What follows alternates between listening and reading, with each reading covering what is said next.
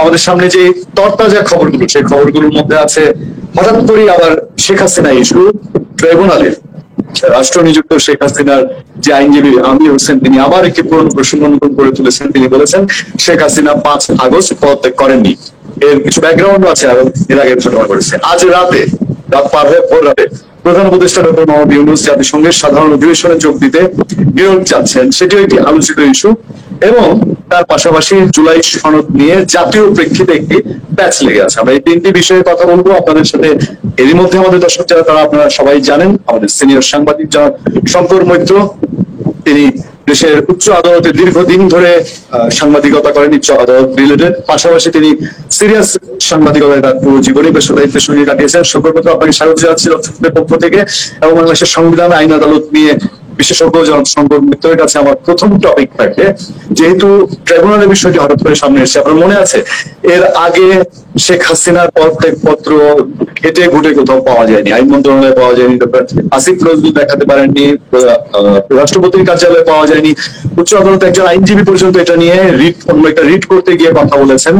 এখন আবার ট্রাইব্যুনাল একই কথা বলছে, সেটা নাহিদ ইসলামের জবানবন্দির প্রেক্ষিতে, যে শেখ হাসিনা 5 আগস্ট পদত্যাগ করেননি। এবং সেই সময়ে একটি রাষ্ট্রীয় ষড়যন্ত্রের মধ্যে দিয়ে, একটি দেশি বিদেশি আন্তর্জাতিক ষড়যন্ত্রের মধ্যে দিয়ে তখন সরকার পতনের আন্দোলন হয়েছে বলে আমির হোসেন দাবি করেছে। আমি পুরো বিষয়টি আইনের দৃষ্টিতে, এবং আপনি যতটুকু জানেন জনসংকট মতো, প্রথমে এটি দিয়ে শুরু করতে চাই, দেন আমরা পরে দুটি টপিকে যাবো। জনসংকট মতো ধন্যবাদ রুনিয়া, আপনার মাধ্যমে আপনার দর্শক শ্রোতাদেরকে আমি তৃতীয় শুভেচ্ছা জানাচ্ছি।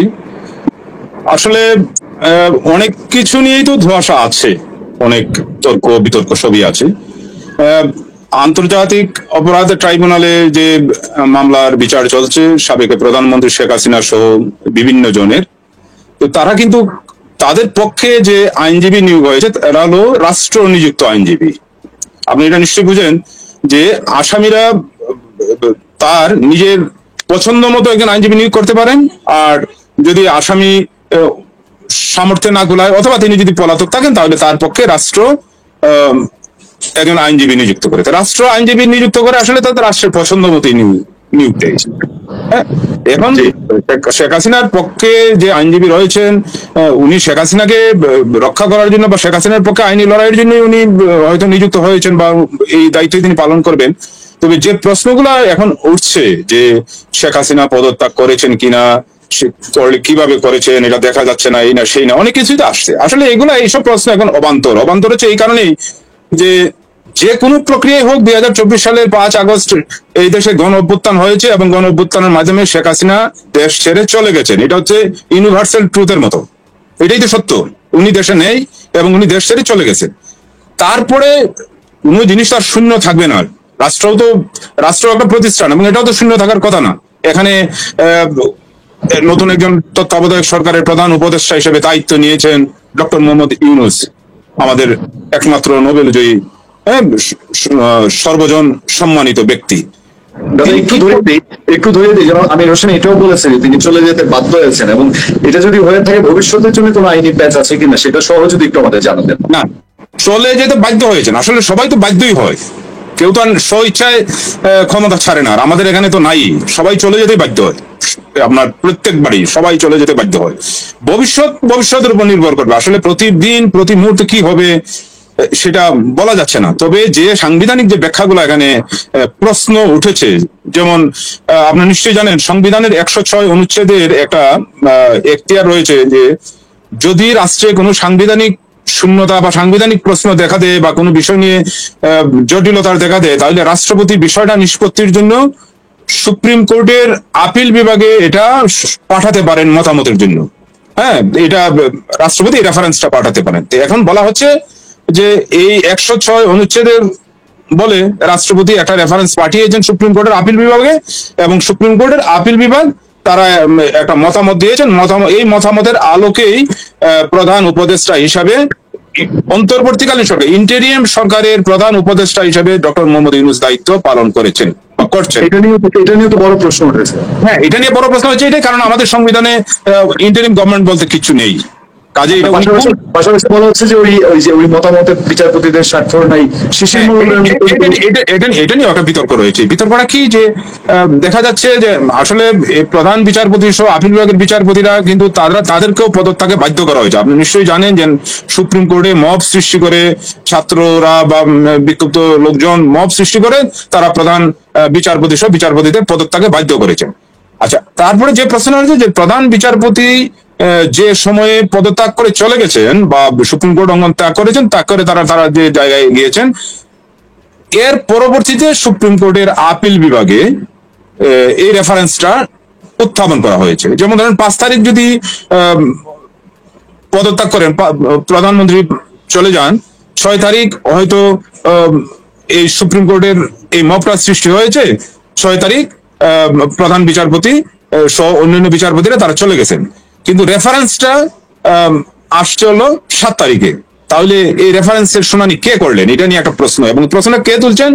একজন প্রথিতযশা আইনজীবী, আপনি নিশ্চয়ই জানেন যে শিশির মনির সুপ্রিম কোর্টের একজন এবং দেশের একজন মেধাবী আইনজীবী। তিনি কিন্তু এই যে ঐক্যমত কমিশনের শুনানির সময় রাজনৈতিক দলগুলোর সঙ্গে যে আলোচনা হচ্ছে, এই আলোচনাতেই তিনি এই প্রশ্নটা তুলেছেন, এবং এই প্রশ্নটা তোলার পরে বিষয়টা আরো গুরুত্ব বেড়েছে যে রেফারেন্সের কথা বলছেন, কোন এখতিয়ার বলে এখানে রেফারেন্স গেল, যেখানে প্রধান বিচারপতি ছিলেন না।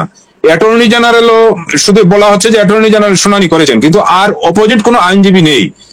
পুরো বিষয়টা একটা ধূম্রজালের মতো সৃষ্টি হয়েছে, এবং এখন পর্যন্ত তো আসলে প্রধানমন্ত্রীর পদত্যাগ কেউ দেখাতে পারেননি। কিন্তু যত বিতর্কই থাকুক, আসল কথা হচ্ছে আইনেরই আর একটা ভাষা আছে, সেটা হচ্ছে doctrine of necessity. Doctrine of নেসেসিটিতে আপনার রাষ্ট্রের প্রয়োজনে অনেক কিছুই সম্ভব হতে পারে। আগেই তো বললাম যে কোন পদবি বা রাষ্ট্র তো শূন্য পদের মধ্যে থাকতে পারে না। কাজেই এই ক্ষেত্রে এই বিতর্ক ভবিষ্যতে হয়তো উঠতে পারে যে পত্র কোথায়, রেফারেন্স কোথায়, হিয়ারিং হলো, এগুলা ভবিষ্যতে উঠবে, এবং সেটা অতীতের ঘটনা নিয়ে উঠবে। এটা নতুন কি ফল আসবে এটা সংবিধান বিশেষজ্ঞরাও এটা ঠিক ক্লিয়ার না। এক সময় আসলো যে ঠিক আছে সংবিধান লঙ্ঘন হয়েছে, কিন্তু সেটা প্রয়োজনের খাতিরে হতেই পারে দুনিয়া। তার মানে ভবিষ্যতে এটা ইন্ডেমনিটির আওতায় আসার মতন বিষয় অনেকগুলোই থেকে যাবে, হয়তো মানে দিতে হবে এগুলোকে বৈধতা দিতে হবে, এরকম একটা প্রেক্ষাপট। এগুলা দিয়ে লাভ নাই। ইন্ডেমনিটি একটা তো কালো আইন, এটা তো নিশ্চয়ই জানেন। এবং ইন্ডেমনিটি আসলে যে যখন ক্ষমতায় থাকে, আইন হচ্ছে এমন একটা বিষয়, আইন সবসময় ক্ষমতাশালীর পক্ষেই থাকে। আমরা এবার আরো স্পষ্ট দেখলাম। হ্যাঁ, তো আইন বলে না যে আইন আসলে গরিবের জন্য হলো মাকড়সার মতো, হ্যাঁ, মাকড়সার জালের মতো আইন হলো, আর ক্ষমতাশালীদের কাছে আসলে আইন এগুলা ধুয়ে মুছে চলে যায়।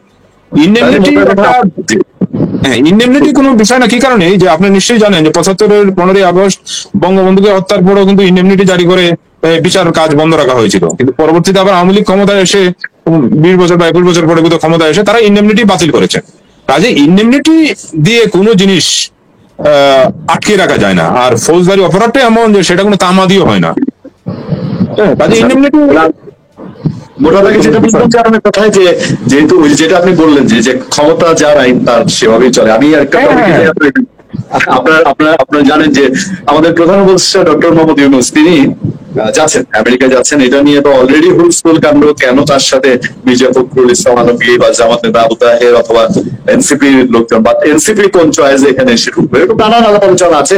যে 3টা বিষয় আমাদের সামনে, কেউ বলছে আমেরিকায় আওয়ামী লীগ কিছু একটা হুলস্থুল করবে, তোলপাড় করবে, ডক্টর ইউনূস একা নিরাপদ বোধ করছেন না, তিনি সেফ গার্ড হিসাবে রাজনীতি ধরে নিচ্ছেন। কেউ বলছেন যে না, ওইখানে দেশের ভেতরে যে ঝামেলা চলছে আমেরিকা মোড়লকে সামনে রেখে ওখানে একটা সমঝোতার চেষ্টা। আবার কেউ বলছেন না, এসবের কিছু না, ওইখানে যাওয়াই হচ্ছে যে এই বন্দর এবং করিডোর, মিয়ানমারের করিডোর এবং আমেরিকার যে বেস এখানে তৈরি করা, এইসব প্রেক্ষাপট অনেক আলাপ আলোচনা চলছে এটা নিয়ে। এবং ওনার যাওয়াটা আরো ইন্টারেস্টিং কোনটা জায়গায়, আমি আমার সামনে সমকাল বাংলা ট্রিবিউনের নিউজ গুলো এখনো খোলা আছে, আমি তন্ন করে পড়লাম। জানি যে ভোরবেলায় তিনি যাচ্ছেন আমেরিকায়, কিন্তু কখন পৌঁছাচ্ছেন সম্ভব একটা থাকে। আমরা যখন নিউজ লিখি রাষ্ট্রপ্রধান, আশা করা হচ্ছে আনুমানিক এই সময় পৌঁছাবেন, তিনি দুবাই হয়ে, কাতার হয়ে, অথবা তার কি হয়ে বা লন্ডন হয়ে এত সময় এই ফ্লাইটে পৌঁছাবেন। আরো যেরকম উল্লেখ নেই, লন্ডনে আমরা দেখেছিলাম যে লন্ডনের রাষ্ট্রীয় সফরে লন্ডনের বা যুক্তরাজ্য সরকারের কেউ তাকে রিসিভ করতে আসেনি, কেউই না, ন্যূনতম কেউ না।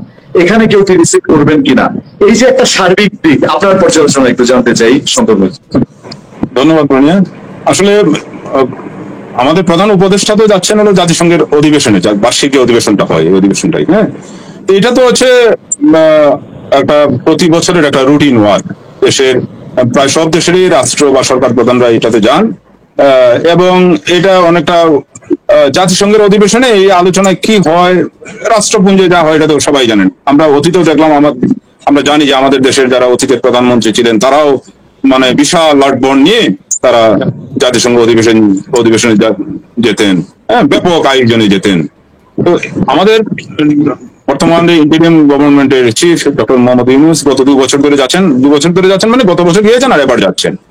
তো এবার বিশেষত্বটা হচ্ছে তিনি বিভিন্ন রাজনৈতিক দলের নেতাদের নিয়ে যাচ্ছেন, বিএনপির মহাসচিবকে নিয়ে যাচ্ছেন, দেশের অন্যতম প্রধান রাজনৈতিক দলের মহাসচিব সেকেন্ড ম্যানকে নিয়ে যাচ্ছেন, তিনি জামায়াত ইসলামীর নায়েবে আমিরকে নিয়ে যাচ্ছেন, হ্যাঁ, আরেকজনকে নিয়ে যাচ্ছেন হলো তিনি বোধহয় বিএনপির ভারপ্রাপ্ত চেয়ারম্যান পররাষ্ট্র বিষয়ক উপদেষ্টাকে নিয়ে যাচ্ছেন, ধরেন বিএনপির কোটায় যাচ্ছেন। আর যাচ্ছে হলো এনসিপির একজন নেতা, সম্ভবত এনসিপি নেতা। এখন প্রশ্ন হচ্ছে সদস্য সচিব আক্তার হোসেন। এনসিপির কোন ক্রাইটেরিয়া যাচ্ছে এটা তো আসলে সবারই প্রশ্ন থাকতে পারে, কিন্তু উত্তরটা সহজ, যে এনসিপি হচ্ছে কিংস পার্টি। এনসিপি সব অনুষ্ঠানে আছে। এনসিপি আমাদের প্রধান উপদেষ্টার নিয়ন্ত্রিত একটা তরুণদের একটা রাজনৈতিক দল, যে দলটি এখনো নিবন্ধন পায়নি, নিবন্ধন পাবে বা পাবে কিনা এটাও নিশ্চিত না।